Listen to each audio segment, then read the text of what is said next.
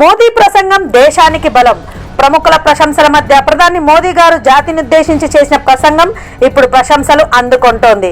Andhra Pradesh CM Chandrababu Naidu స్పందిస్తూ ఇది భారతదేశానికి నూతన మార్గనిర్దేశం చేసిన ప్రసంగమని ఆయన అన్నారు. పాక్ ప్రేరేపిత ఉగ్రవాదులకు ఇది గట్టి హెచ్చరికగా నిలుస్తుందని, ప్రపంచానికి భారత్ తన శక్తిని చాటిందని అన్నారు.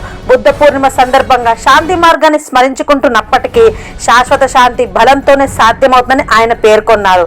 ఆపరేషన్ సింధూర్లో స్వదేశీ ఆయుధాల సత్తా కనిపించిందని, భారత్ ఆధునిక యుద్ధానికి సిద్ధంగా ఉందని కూడా ఆయన తెలిపారు. పహల్గామ్ ఉగ్రదాడికి భారత సాయుధ దళాలు ధీటుగా ప్రతిస్పందించారని ఆయన ప్రశంసించారు. ఇక జనసేన అధినేత డిప్యూటీ సీఎం పవన్ కళ్యాణ్ గారు కూడా ప్రధాని ప్రసంగాన్ని కొనియాడారు.